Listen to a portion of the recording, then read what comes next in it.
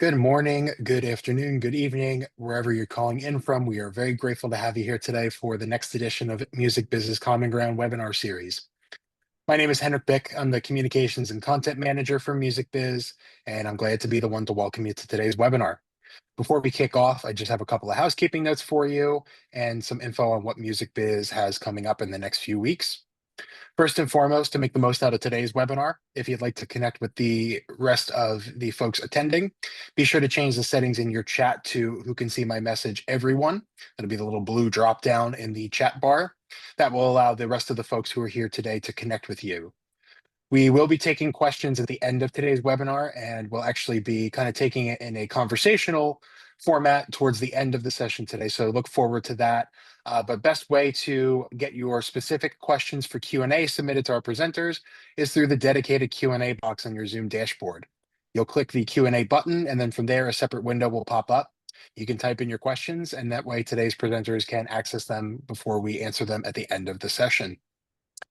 Outside of today's webinar, we have our next Common Ground webinar coming up a week from today. That's Thursday, the 24th. That'll be with Symphony OS hosting. So be sure to visit musicbiz.org for information on that session, as well as the last session following that in our Common Ground webinar series. A reminder that if you missed something from today's session, or if you'd like to relive what you learned or share it with a colleague, we will have a recording of this webinar available on our website by end of day today. That again is musicbiz.org, and throughout the webinar, we will drop some links in the chat, one of which will be to the dedicated recordings page on our webinar series. If you are a member of Music Biz, you have unlimited access to our entire back catalog of webinar recordings. If you're a non-member, you'll have access to that for 90 days. Outside of the Common Ground webinar series, we do have another series kicking off next week. That is the second year of our Music Biz Passport event. Year after year for the Music Biz Conference, we receive a number of global focused program submissions. And in order to get everybody in the room and on the same page, the best way we have found to do this is through our free Music Biz Passport series. It had a great kickoff last year, and we are excited to open the second series in 2025 of our Passport events on Tuesday, April 22nd. If you go to musicbiz.org, right on the homepage, there's a big Music Biz Passport button. That'll take you to a listing of all of the sessions we have planned for 2025, as well as the links to register for free. While you're also at our website, be sure to check out our latest episode of The Future of What. It's our podcast hosted by President Portia Sabin. This week, we spoke with Mark Caruso, the CEO of Angry Mob Music, about indie publishing. Really exciting conversation. Hope you get to check it out. And I would be remiss if I didn't talk about the biggest thing that's on our website and the biggest thing that's on the mind of our staff and community at this point, which is the return of our annual conference, Music Biz 2025, set to kick off for the very first time in Atlanta, Georgia, May 12th through the 15th of this year. We'll be at the Renaissance Atlanta Waverly, and we're excited to be in the area for the first time ever, bringing our storied content, event, and networking opportunities to that area of the music business. Years past, we've welcomed 2,300 global attendees, and we're looking forward to seeing y'all there if you're going to be attending. On our website right now, you'll see information on our featured conversations, including our closing keynote on Thursday, the 15th, with the Chief Information Officer of Deezer. We'll be talking about AI detection tools for the music industry and how we can push ourselves towards a fairer ecosystem for all. For everything you need to know about Music Biz, you can visit our website as discussed before at musicbiz.org, or the conference website, which is musicbiz2025.com. There you can register for the conference to get your badge, learn about open hotel rooms and overflows for the hotel rooms that are already booked, access flight discounts for over 19 airlines, learn how to access our event app once you sign up for the event so you can build your schedule, sign up for sessions that require signups, and network with your fellow attendees, and so much more. Again, that's musicbiz2025.com or musicbiz.org. If you're on socials, we are on LinkedIn and Instagram at musicbizassoc, and we'd love to connect with you there. But enough from me. You're not here to hear from me. You are here to hear from today's presenter. Here to talk about the future of AI in the music industry, please welcome Ben Porter of the Match Student team. Take it away, Ben. Thank you very much, Henrik. Let me just make sure my screen is shared and we're all good to go. Perfect. Well, hello everyone. Thank you very much for your time today, and welcome to this webinar on, as Henrik said, the future of AI and music. A really big thank you to Music Biz for having us today as well. It's really exciting to be able to engage in such fascinating discussions on a really important matter with so many industry names as well. So we're really looking forward to this. Effectively, this webinar is going to cover three key topics. Firstly, we're going to explore the current and the evolving role of AI, the role that AI has had in music and in the industry. So understanding how this incredibly sophisticated yet volatile and oftentimes controversial technology has impacted music creation, distribution, management, rights management, all of these other kind of facets of the industry. Then we're going to look at everything from a copyright perspective and through a copyright lens, and look at the kind of potential risks to copyright and intellectual property posed by AI, and what the potential licensing frameworks or compensation frameworks for the future could be to ensure effective collaboration. And then finally, we're going to look at some future challenges, future tech innovations, and the threats that these might pose, but also some future solutions and how we can ensure an equitable industry moving forward when it comes to AI and human collaboration. How we typically kind of conduct these webinars is that we have some slides to whiz through and present to you guys. And then, as Henrik said, we would love to open things up to a big discussion at the end. But with that said, if you have any questions throughout, obviously pop them in the chat, and then we can kind of maybe answer them as we go. It would be great if today can become this great productive discussion. So yeah. So my name's Ben. I'm a marketing associate with Matchtune. Joining me today is Virginie, our CBDO and rights officer. Essentially, we are a music technology, an AI music technology company. We're based between Paris, Los Angeles, and London. And as it says there, we're dedicated to safeguarding intellectual property for music rights holders, helping them recover lost revenue, and helping them essentially kind of maximize their revenue and secure their copyright in an AI-dominated kind of music market. So just to set the scene, I think it's really important to kind of remind ourselves of exactly how AI exists and functions within the music industry, and it's quite a multifaceted thing. These first three blocks kind of concern AI's creative role. So whether that's generative composition, creating entirely new compositions and songs, or vocal clones or deep fakes as they're known, based on user prompts. That's kind of like obviously a very AI involved role, but maybe a step down from there, we have creative augmentation, which is more of a sort of symbiotic relationship between creator and AI, whereby the tech aids in coming up with new ideas, composing songs, making composition and production choices, just generally using AI to enhance our creative workflow, but making sure that the human and the creator is in the driving seat. And then obviously this third one is a little bit more technical, so it concerns things like mixing, mastering, audio repair and enhancement. And then outside of kind of AI's creative role or the role in music creation, we have other things like consumer personalization on music consumption platforms and DSPs, whether that's playlist curation, music discovery, and things like that. I'm sure we've all seen that kind of live in action on our DSPs when we're consuming music. Copyright and IP management, so identifying infringing content, tracking content, and ensuring compensation for rights holders. This is obviously the space that Matchtune operates in, and I'll touch a little bit sort of throughout on how Matchtune relates to this as we move forward.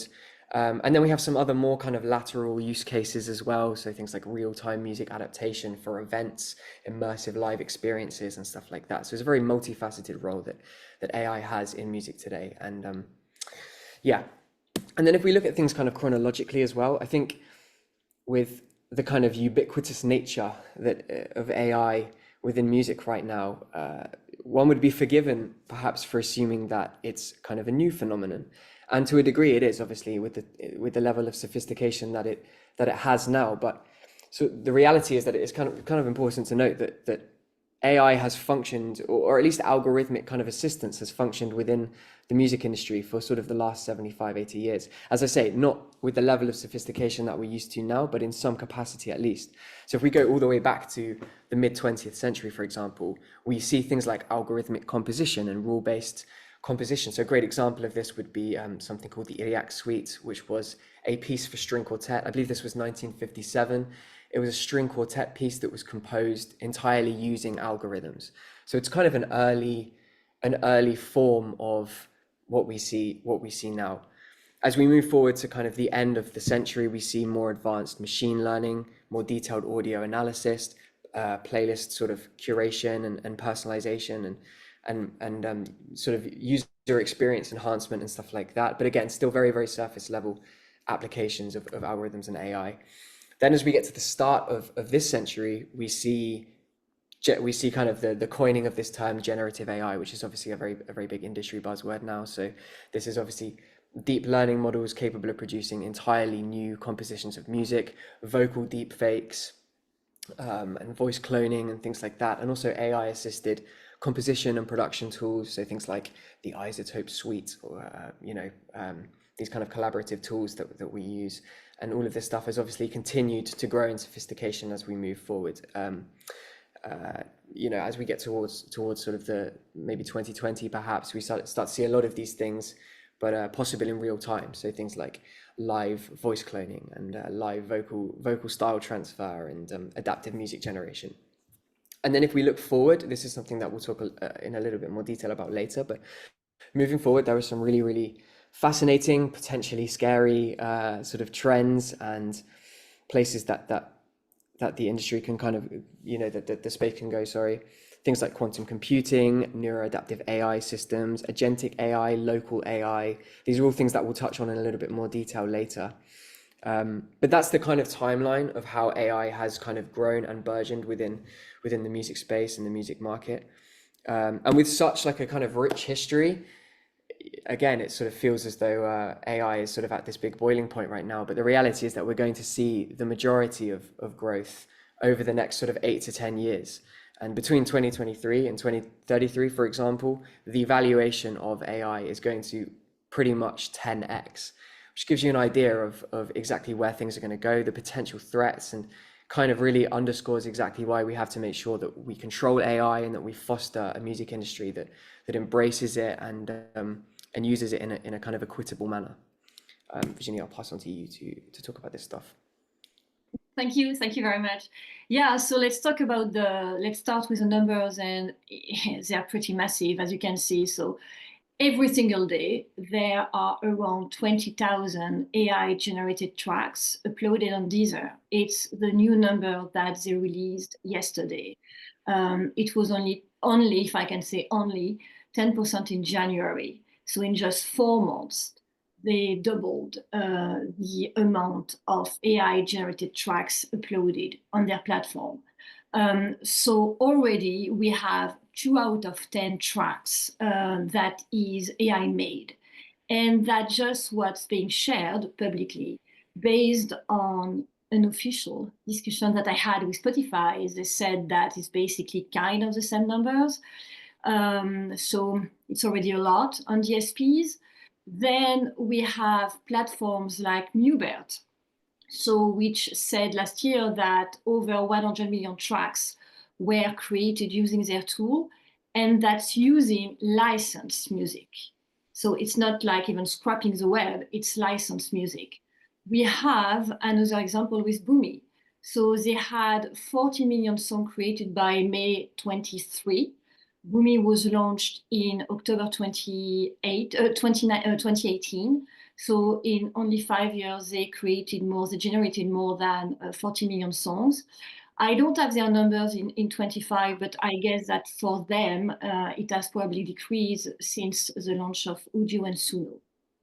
For Ecret Music, which is more focused on background or mood music, they reported 45 million combinations generated by users.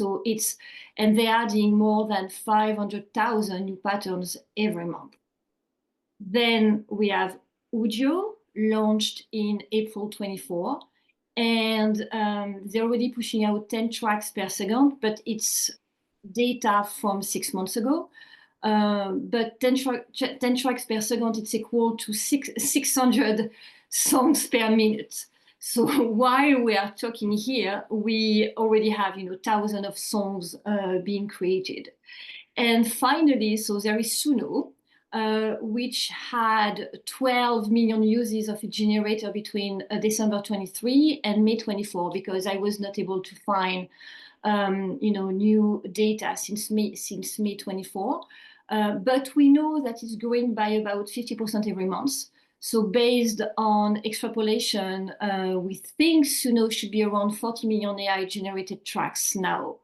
So right now there is a lot of hype around where GenAI is actually going long term, because yesterday you've got the head of AI from Meta, Yann LeCun, who said that LLM, large language models, are basically outdated and that will never get us to AGI. But at the same time, OpenAI just released 3.03, which is absolutely amazing. I was able to test DeepSeek R2, the new version of DeepSeek that will be released in 2 weeks, and it works quite well. So I don't really know what Yann LeCun was trying to say, but at the end, even if GenAI doesn't reach AGI, artificial general intelligence, and even if it's going to collapse, within a few years, technically, it might still manage to completely wreck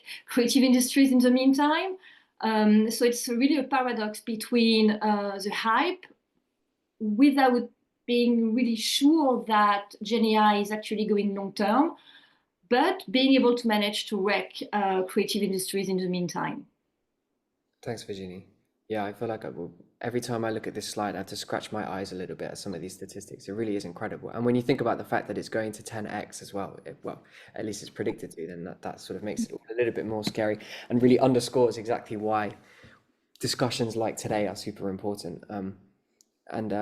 So again, kind of to that end, if we move forward to kind of examining this stuff as it pertains to ethics and copyright and stuff like that, these are kind of the main ethical challenges that we face with AI. And again, it's quite multifaceted. So there are some kind of obvious ones at the top, which are talked about quite a lot. So copyright and IP, making sure that when an AI trains on training data, that it doesn't infringe on copyrights, making sure that we are pushing for consent, opt-in, opt-out, compensation, and things like that.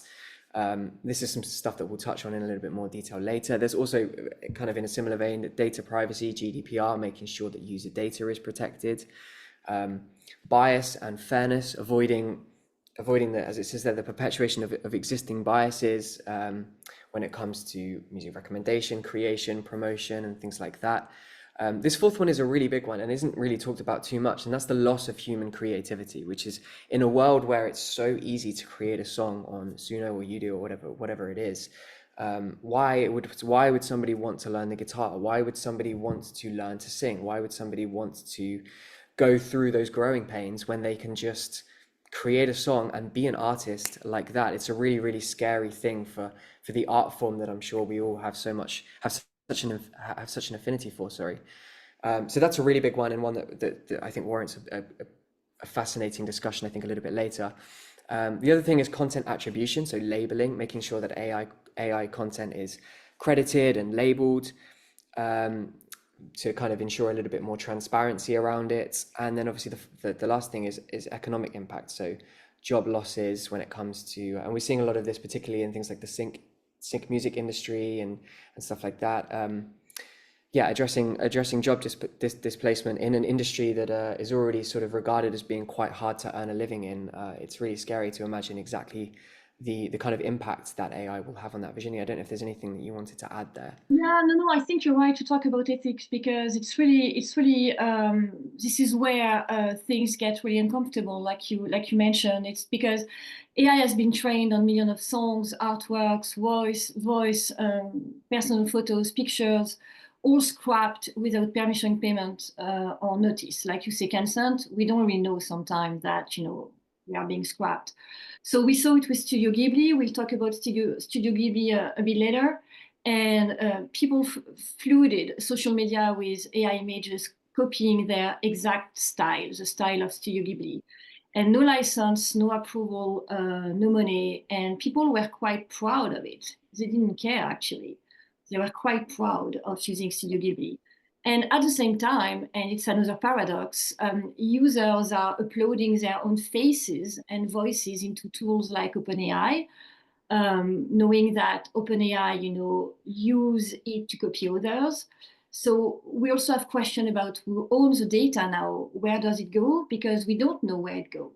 And OpenAI is not saying much. So we also know that OpenAI is working on a social feed for AI images. Actually, they want to launch a competitor of Twitter, of X, to be able to scrap the data, because it's what they want to do. They need more data, and they want more data because AI system without data doesn't work. So they need data to train their AI system, and so that's why they launched Studio Ghibli. That's also why. They launched the copy of Studio Ghibli. That's also why they are working on a Twitter, kind of Twitter, to get more info. And we are giving it to them for free. You also talked about the bias, but it's really something that we need to keep in mind, in that these models reflect the internet. So it reflects us. So Western content dominates. Non-English music is ignored. And if you want to try a prompt like a famous artist or famous singer, by default, it's a white man. So it's really something that we also need to address with AI system, because, it's based on the internet. And like you said about music and creativity, it's as AI content is everywhere, not because of the quality, because at the end, we just understand that people don't care about the quality. Not because it's better, it's really because it's faster, it's cheaper, and it's optimized for click. And also there's no credit even when it clearly copies, someone's voices or style. So that's why, when we talk, I don't like the word ethics, because I'm not, doctor or surgeon, so it's always a word a bit difficult to explain, but it's more about the responsibilities that we have, and how we can protect creativity and works and musical works. Absolutely. So it's a kind of focusing on the copyright threat, which is a big focus of this webinar. Obviously, what we kind of understand is that, as Virginia was saying, AI models, when they train, they ingest huge data sets of publicly available content, which includes, in this context, commercial music. And this doesn't involve rather consent, any opt-in, opt-out kind of frameworks, or any kind of transparency when it comes to what the source material is. And within the last year, pertaining to this exact kind of issue, we've seen a lot of famous lawsuits. For example, the Recording Industry Association of America and its major label members against Suno and Udio, or GEMA against Suno, which is obviously the rights organization in Germany. And I think these legal battles, these lawsuits, really underpin the industry's desire to make sure that we kind of control and we advocate for more transparency and consent and remuneration ultimately around AI training, especially in an industry where AI content is going to continue to dominate. We have to make sure that we have those correct systems in place. The problem currently is that the legislation that we have in place is not necessarily cohesive or consistent across territories. We still don't necessarily understand if AI works can be copyrighted, who owns the rights, and what that subsequently means for the questions around who we compensate and how we compensate them and things like that. We're still quite early when it comes to a lot of these questions, but there's a lot to be kind of hashed out and worked out still. But yeah, I don't know if there's anything you wanted to add, Virginie, sorry. Yeah, no, absolutely. You talked about it in the intro, so it's really about future technology threats and challenges. So yeah, Ben, let's go directly. Yeah, let's talk about quantum computing, agentic AI, MCP. model context protocol and local AI. And because the truth is no one in the music industry is really preparing for this yet. And it's not like it's coming, it's already here. So, and it's really, it's solid and it's really scary. So I'm going to try to explain, in simple words how it works. So quantum computing, so I'm a huge sci-fi fan. And, I watched a lot of Star Trek and, all the stuff. I mean, I think I watched everything. And they, they always talk about quantum computing. And, quantum computing is like you can travel, in time, you can in the past. So it's supposed to be something like very big, but actually we already have quantum computing. It's in China, for instance, so they are already running a quantum powered AI models. Baidu has a working machine called QuanchAI, and it's not a lab experiment, it's live, it's working. We also have Microsoft that is already offering quantum simulation for AI training through Azure. We have IBM. So it's not really science fiction anymore. And I met a quantum AI music company backed by IBM. It's super strong and really it works well. So the purpose of quantum computing is that quantum can massively speed up AI model training.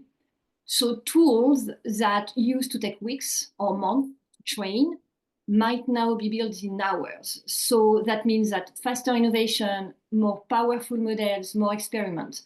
But imagine Suno using quantum to generate music. So we talked about Udio, like, 600 songs in 1 minute. So imagine Suno with quantum computing. It's like it's 100,000 songs in 1 minute. And also quantum breaks things. So because the encryption system that we use to protect music, like, watermark, royalty tracking, all that stuff we rely on to protect rights and payment, it's all based on tech that quantum can just steer through and very easily. But I mean, for watermarking, if you look at the last release on Google Studio, they can just delete and break watermarking. So they don't need quantum computing to break watermarking. But with quantum computing, it's going to be very easy. So, it might give a stronger DRM in the long run, but in the short term, it just like destroy the entire copyright infrastructure. So we talk a lot right now about music attribution, and there's a lot of technology, that claim that they can work on music attribution and just, follow a song from the creation, even if they go through AI system. But those technologies are going to be destroyed by quantum computing. So the thing is that, honestly, no one in the music industry is really talking about this yet, but we should do it because quantum computing will change how we secure, how we track, and how we get paid.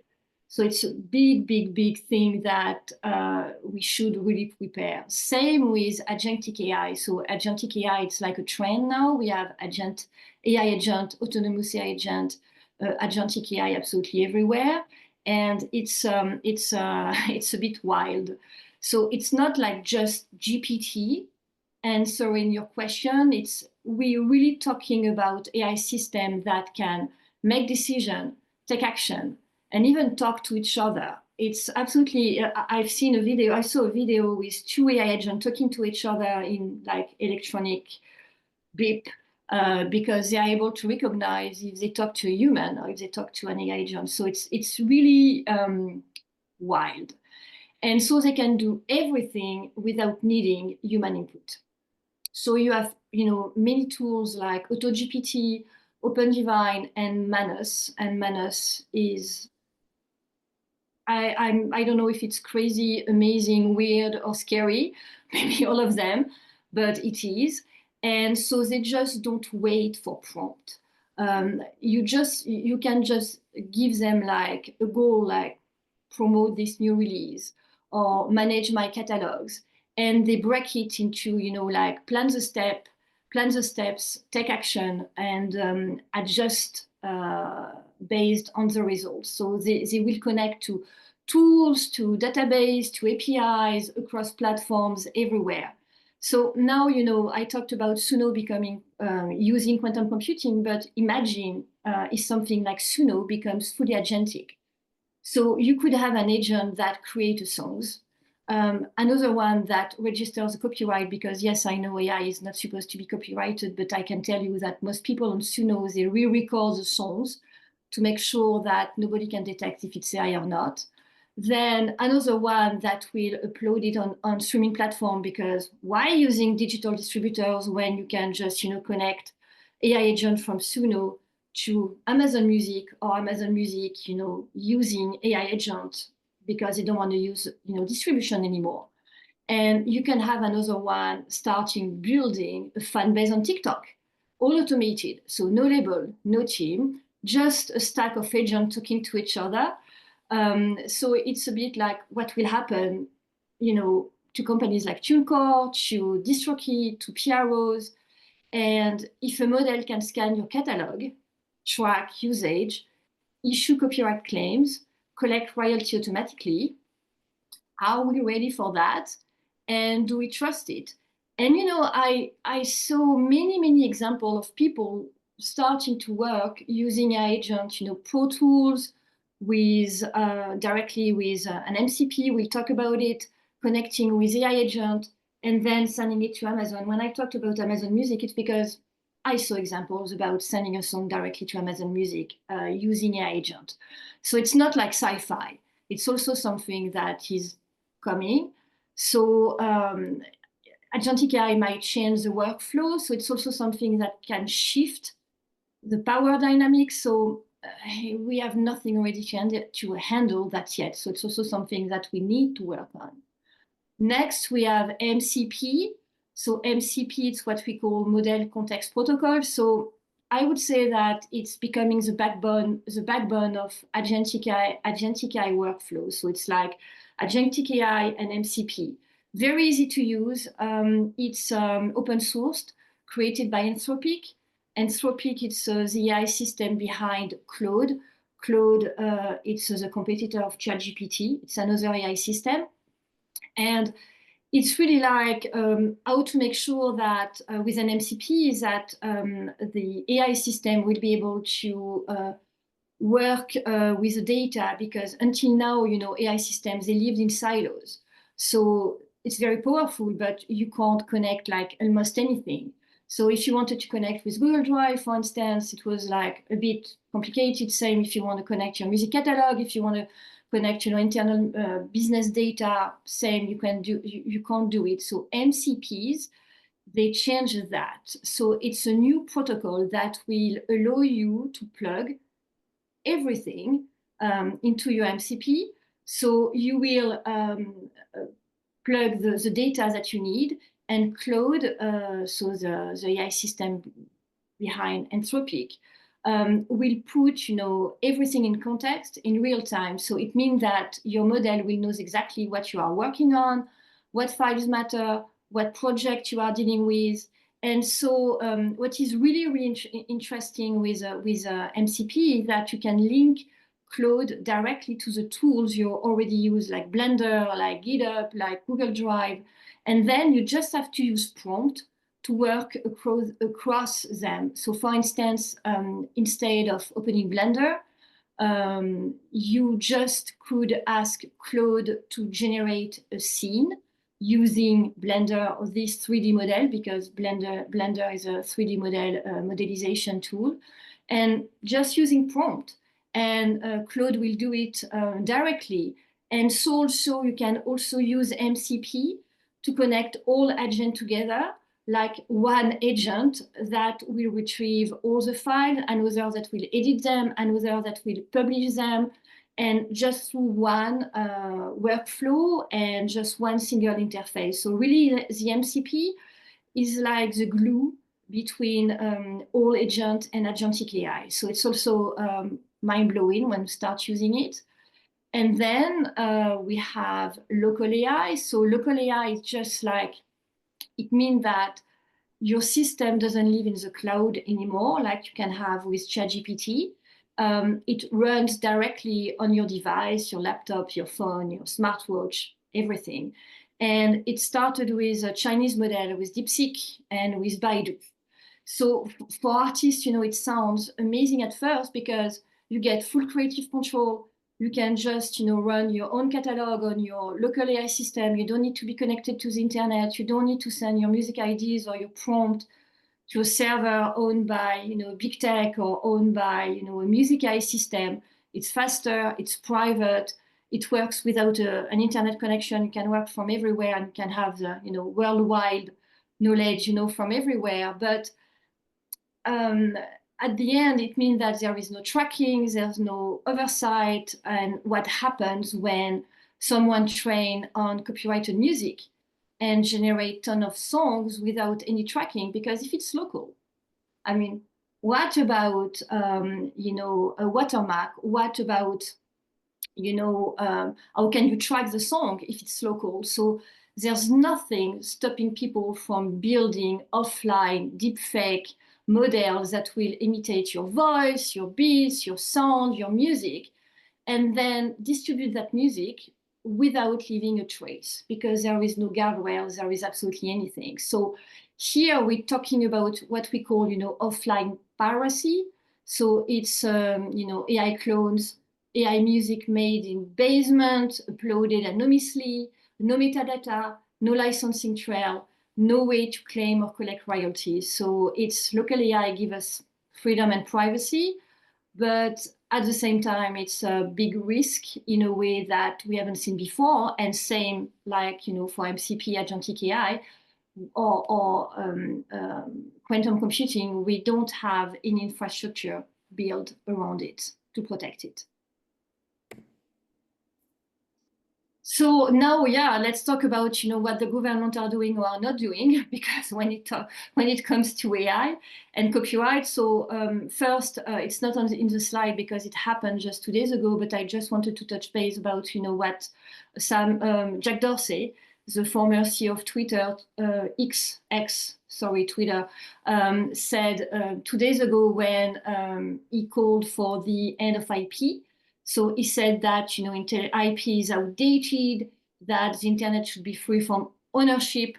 But it's kind of ironic because at the same time, Google said, I think it was in a filing yesterday, that because of absent protection for IP, they don't feel the need to invest in developing software. So it's a bit like give me your data, but I won't develop anything because IP is not stronger enough. So I just wanted to talk about what they say. And it's very easy when OpenAI worth $300 billion of dollars to say that they don't need IP. But let's start with the UK. So in 2024, the UK formally opted out from the EU copyright directive. And since then, we've seen politicians, including former Prime Minister Tony Blair, through the Tony Blair Institute, that push hard for relaxing AI copyright laws in the name of geopolitical advantage, because they say that they want AI to become like, they want the UK to become a force in the EU. You also need to know that companies like Google, are fighting hard, especially in the UK, to avoid opt-in and opt-out. They don't want anything. They want to be able to train without any opt-in or opt-out. So it doesn't smell good, to be honest, based on what I read this morning. And I think they are going to win in the UK. I'm not sure that copyright will prevail in the UK. They are very, very focused on this copyright exception. So it means that UK-based company could legally use your music and train model without asking or paying. In the US, well, it's even more aggressive. So OpenAI, Google, they have submitted proposal to the White House, request for proposal regarding AI, and they ask for AI deregulation. They were very, very involved, into the election. I'm sure that you all remember the picture, around Trump during the Trump inauguration with all big tech CEOs, just because, well, they want to find a way to get what they want from the new Trump administration. And what they want is to be exempt from compensating or crediting rights holders, because for them, training data equal fair use. And here, where it's a bit, worrying is that major music companies in the US are still negotiating their position. Unfortunately, it's not very, they don't have a very strong position, about it. And we don't have, there is no unified front. And honestly, what I think is that the platform will win by default, because we are not able to get no unified front. And in China, well, it's very, very interesting in China. So they have very, very strict rules. So it means that China has taken a very different approach. So since 2023, the government has enforced strict regulation on AI training and content generation, which means that you have to provide full documentation of training data. Content must be labeled both visible and invisible. And starting September 25, new rules will mandate real-time flagging and AI-generated media across platforms. But so it sounds like very responsible, and you think, oh, why don't we have this legislation in Europe, in the US, in the UK? Well, because it's only for Chinese. It's only for in China for Chinese territory, which means that it's only applied to companies inside China. So which means that they protect their IP, they protect the culture, but outside of China, they don't care. And outside of China, if you want, if a Chinese company wants to scrap Western content, and they absolutely don't care. It's only for China. So I would say that it's very strategic, kind of smart, because they protect, what they are doing in China, but outside China, please go ahead, open bar. So very interesting. Yeah. So this is a little bit of a lateral case study, but I think it applies, and I think it depicts all of these kind of threats that have been spoken about quite perfectly. I think it obviously applies within visual media as opposed to music. But lately, we saw a recent ChatGPT update which allowed users recreate memes, personal images, whatever they wanted as Studio Ghibli drawings, which obviously a very sort of famous artistic form of art. And it sparked a lot of controversy, but for the most part, it was sort of left unchallenged, and people were recreating images and their favorite memes and pictures with their families in this style with absolutely no compensation, crediting, or anything like that. The founder of OpenAI, Sam Altman, even changed his profile picture to Studio Ghibli format as well. And yeah, it's like I say, I think it applies quite perfectly, because it is effectively a very, very blatant infringement on the copyright of the creator of Studio Ghibli. And you can see the quote down there from him as well there, which kind of really illustrates his disgust at the fact that this is the kind of creative world that we live in now as well.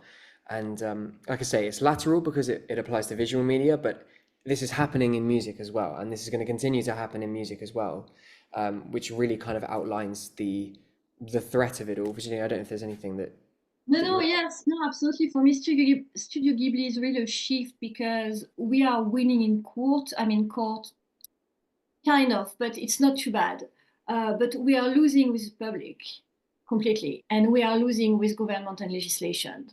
And so let's be real with what just happened with Studio Ghibli. It's because people are becoming so used to AI tools that they don't even think about copyright anymore. They just assume that, yeah, if the model can do it, it must be okay. But let's be honest, nobody cares about copyright, and they don't want to hear about copyright. They absolutely don't care. And it's a discussion that we have all the time about copyright, but we shouldn't have this discussion, because outside of the industry, it just sounds like the mantra that we had from 25 years ago about Napster. And what I see in the comments, I read a lot about Studio Ghibli, and thousands of people, they are not concerned about the legality of the thing. They are angry. When you start talking about copyright, they're angry because they want the product. They want something, like they want to use it because it's fun. And because, the music industry, the creative industries and music industry, we lost our power and influence. And what OpenAI was able to do in just like with 2 million people using, 2 million using OpenAI ChatGPT to create a Studio Ghibli image, it's absolutely crazy because they want the product. And it's something that we are not able to do anymore, like having 2 million people using or listening what we want, want them to listen. So they just don't care about the artist, and it's something that we need to acknowledge and to understand. And while we are stuck arguing about licensing, big tech spent 133 billions on GenAI in 9 months. In 9 months, 133 billions. And not because it works, but because they want to own the system when it does. So it's really, for me, it's a big power shift here. So yeah, and we'll talk about, what is the next step now? It's how can we compensate? What can we do? So we are going to start about licensing, but honestly, I'm against licensing. I think it's over. We'll never get licensing, never again. It's done, unless they are forced. But we should really move from licensing. And honestly, I don't understand the focus of the music industry, on licensing, because with licensing, we are setting up a future for pennies, fragment of pennies, where every artist competes with an AI trained on their own work. So no creative economy can survive that. Absolutely not. But because we talk about licensing, let's talk about licensing. But even if licensing won't solve anything, because the technology will keep evolving. So the music industry, is suing or talking about licensing based on the technology, based on an outdated technology. Like I said, now we have agentic AI, we have MCP, we have local AI. It's not like the AI we started to sue 1 year ago. It's not the same AI. So that's why we really need to improve our, licensing proposal here. So if you want to license, in theory, it's very simple. You want to train your music, you license your rights, just like streaming platform do. But first the problem, AI company don't want that. Absolutely not. So they argue that training data should be treated like reading a book or listening to the radio, that it's not reproduction and that it doesn't require permission. So if we want to provide licensing, first we should work on legislation that defines training as reproduction, because some legal systems still see training as non-expressive use, and this needs to change. I don't really know how, because when you see what's happening in the EU, and especially in the EU AI office, they work on a code of practice that is quite, and quite bad and undermine copyright and transparency obligation. But first we should change, legislation. Then we should work on mandatory dataset transparency, which is also not done because they absolutely don't want to disclose dataset. So it's something else. Each time a legislation was passed to force AI system to disclose dataset, they were able to change the legislation. So for the moment, we have nothing really concrete and solid about, transparency around the dataset. And last, it's about licensing by default, and opt-out is not enough. But now they are fighting to avoid completely opt-in or opt-out or opt-in. That's why I really think licensing is not a good idea, and it won't happen. Let's be real at some point. So the other idea that could be used is the private copy models, like we have in France, in Spain, in Germany. So the idea is when someone makes a private copy of a song, even just for personal use, a small fee is paid to creators. So for private copy in Europe, it's built into USB stick, hard drive, blank CDs. And so it's something that we could apply to AI gen content. So if someone prompt an AI and create a new song, it will create remuneration. So even if the artist was not used in training, they still deserve compensation because their style, their voice, their influence is being commercially reused, even if it's not used for the creation of the output, the machine trained on it. So maybe we need the right systems that recognize that creative influence is not free.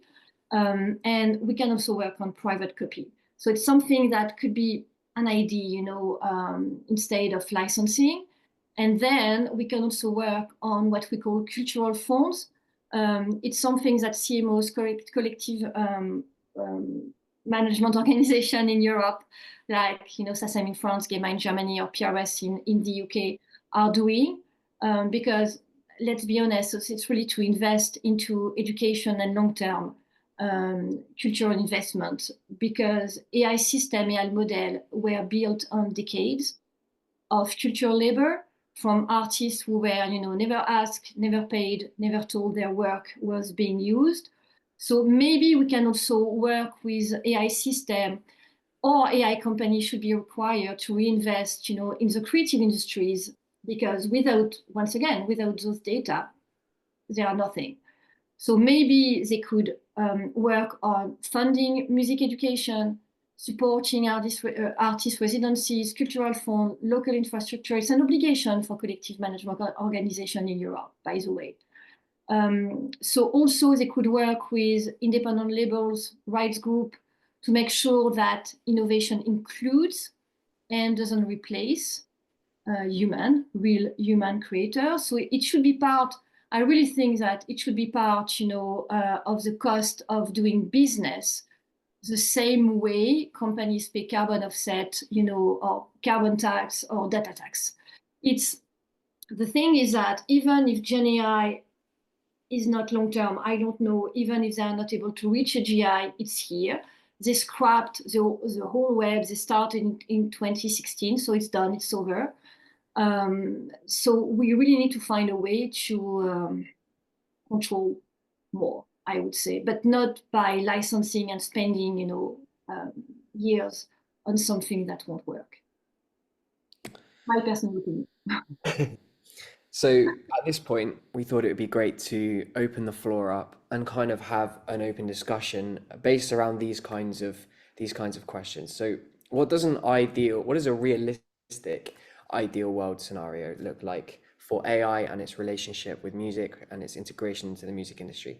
And then a kind of follow-up question of how do we actually achieve this in terms of legislative, technological, cultural measures that we need to put in place to ensure it. So if anyone has any thoughts on, sorry, go on, Virginie. Yeah, maybe Ben, because we only have 5 minutes left, so maybe you can talk, very quickly about Matchtune.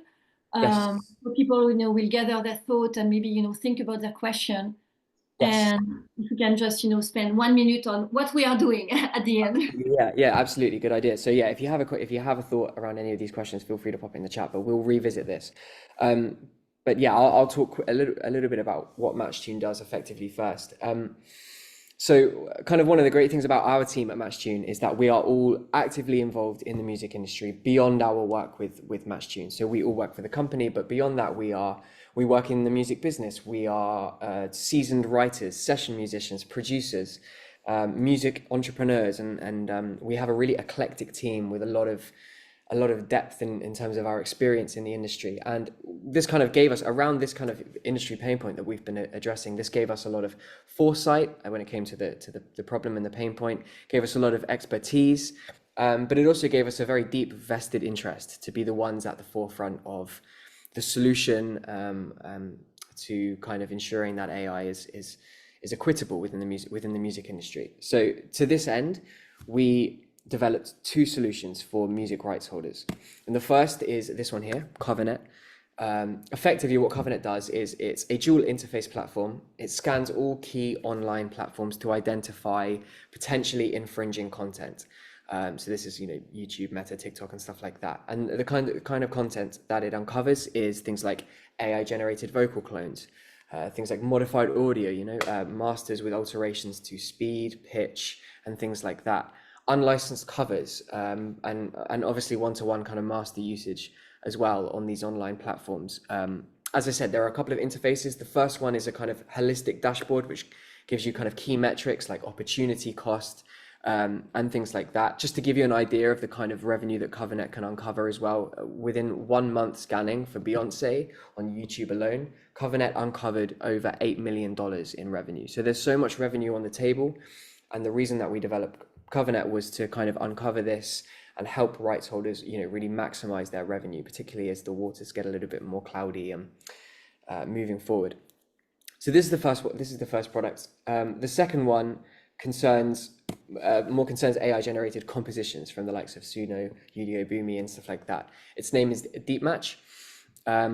Effectively, what DeepMatch lets you do is upload a data set of music, and the platform will analyze it and then discern between whether it is AI generated or human generated, and it will also detect the platform of origin as well. So this one solely concerns kind of full AI generated compositions.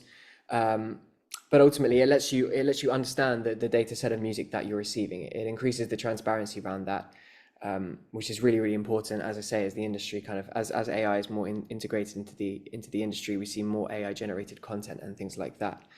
So those are the two products that we offer surrounding this kind of industry issue.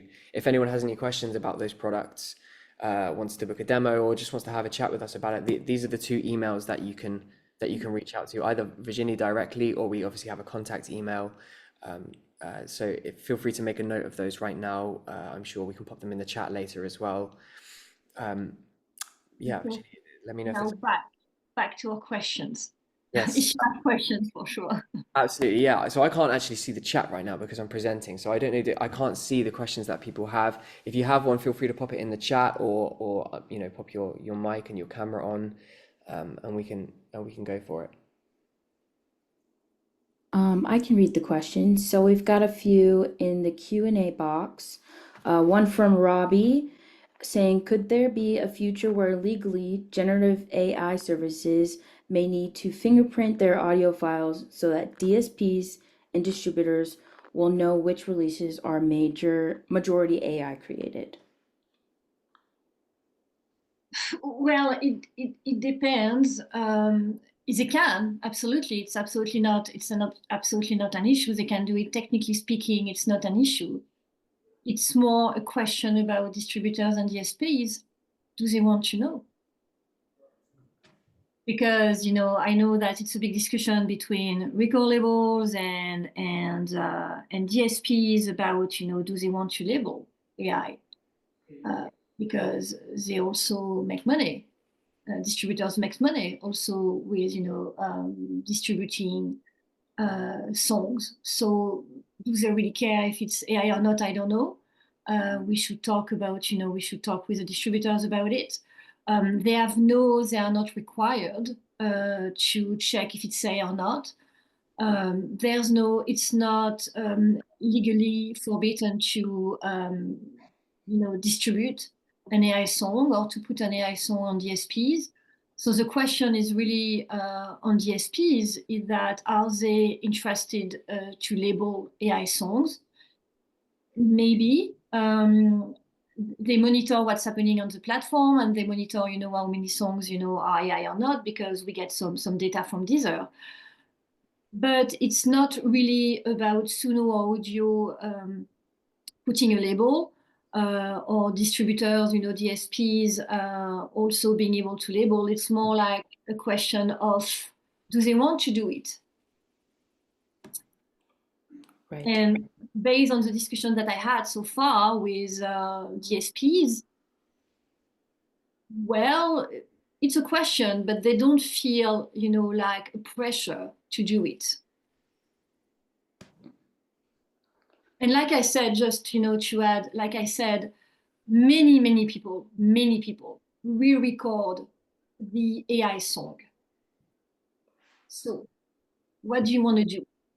because they don't want to be like, they don't want to be known as AI. They want to be able to register the song with rights organization and get royalties. So they just re-record the song. So same. It's so yes, technically speaking, we can do many things, many things.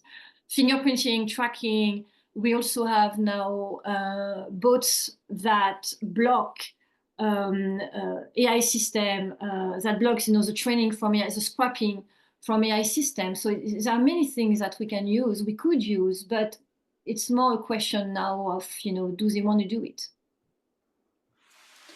Right.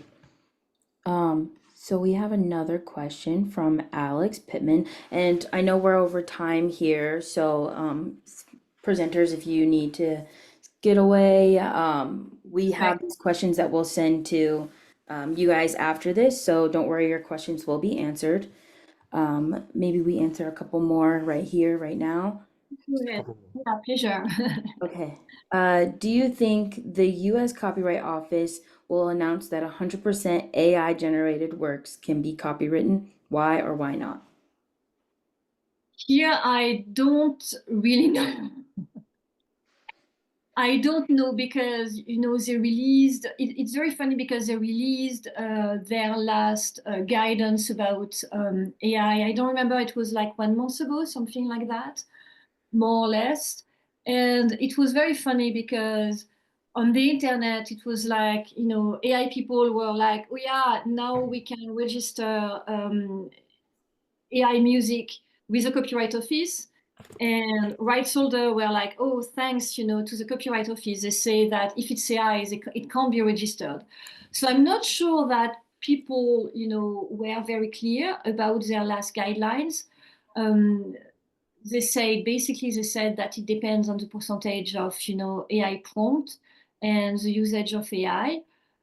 I don't really know. I hope not. I hope that they won't allow 100% generated AI to be registered with, with the Copyright Office, because, well, it's not created; it's generated, and once again, it's based on the work of artists and creators. So it wouldn't be fair for creators, but I don't really know, and I hope not.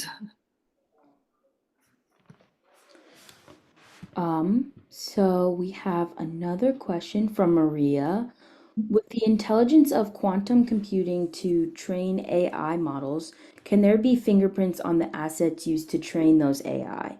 Reason I ask is because with identifying markers, the correct parties should be easily identified and paid. Or is this just wishful thinking from a longtime music publishing executive?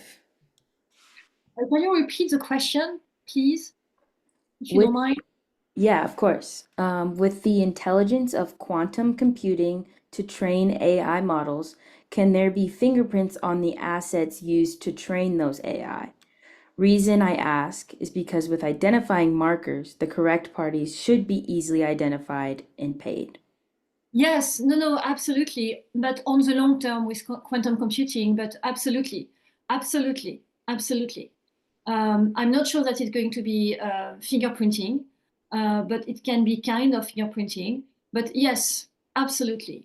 It's something that's why, we wanted to talk about quantum and agentic AI, because it's something that could be used from now, and we should start, to work on it now. But because on the short term, quantum computing will break many things, but on the long run, we can use quantum computing to build better, how to say, DRM and fingerprinting. Absolutely, 100% yes to the long term publishing. Exact is right. Absolutely. That's a positive answer. Yeah. For once, I'm sorry, I was quite negative during the talk. Another question from D. It's a couple questions. So their first part is, are these trained models too far gone? Can artists just stop supporting them? Well, yes. I mean, if I was the big head queen of music and rights in the world, that maybe that doesn't exist. It's a position that doesn't exist, but I can't understand why, the music industry has such a mixed communication and words with, AI system. If it was me, we should destroy them because we don't need them. We don't need them. We don't need Gen AI to generate music. We don't need Gen AI to create books and poetry and videos and everything. We can use AI as a support, like, musicians and creators, they've been working with AI for a very long time. If you look at Pro Tools and many other, mastering, mixing, and many other technologies, but the idea of generating from scratch a song in 10 seconds, we don't need that. So I don't really understand why we don't try to destroy them. It has started like I said, in 2016, 2015, 2016, Booming 2018, Muse in 2020, if I remember. So it's not like it's new. It's been there for a long time, and they've been scrapping the web for a long time, and we did nothing for a long time. So that's why I absolutely agree. I can't understand why we keep having this, discussion between and those, mixed communication from, yeah, a music company that has an AI labs talking to AI, or, big CEO talking about, AI creativity. Or I remember an music executive talking on stage about democratization of music. Seriously, it's exactly the words, of Suno. So yeah, I saw a comment about we can't destroy. I know, it's my dream. I can't do it. But now we have to deal with it and we have to work on it. And that's why, we talked about some opportunities and possibilities. But yeah, it's now it's too far. It's too far, and we can't do anything. I totally agree. It's kind of scary though. Yeah, no, absolutely, because we don't need it. That's the thing, actually. We don't need it. So Exactly. yeah, Exactly. All right. we're We supposed are. to have just like, we are supposed to with AI, we were sold, they sold us a dream that we are going to cure cancer, always, the excuse, cure cancer, solve climate change, I mean, everything. And at the end, we have people using Studio Ghibli, and working on remix of Drake. That's what we are doing with AI, with Gen AI right now. Yeah, it seems to be that the thought process is in the wrong direction. Yeah. Um, so we have another question from Theo. Uh, would you think a blanket licensing like the new Modernization Act Title I for AI platform to use creative work would work? No. Sorry, no, I don't think so. Will the recording and slides be sent to participate? Yes. Yeah. If you have any question, please don't hesitate to contact us. And if you have any comments, details, stories, everything, we are always happy to talk about it. Well, Ben and Virginia, I want to thank you both so much for taking your time today to talk to everybody. You've made a complex and crazy topic that much more digestible and understandable for all of us. And thank you for the opportunity to connect and talk through this complex issue with everyone here. Folks, thank you so much for taking time out of your day. It says a lot when we have a free webinar that goes over time that you've spent your afternoon with us when you could be doing anything else or running to a meeting here and there. So thank you so much for being with us today, for being engaged, and for talking through this topic. Before we head out, I will drop the link for where the recording of this webinar will be hosted later today. We hope to see you at our next webinar. We hope to see you at MusicBiz. And again, thank you all so much for being here. Ben, Virginie, thank you again so much for being here today and for walking us through this topic. We really, really appreciate it. Thank you guys very Thank much you. for having us. And thank you everyone for your time today as well. Thank you. Thank you very much. Bye-bye. Have a great rest of your day and talk soon. Thank you.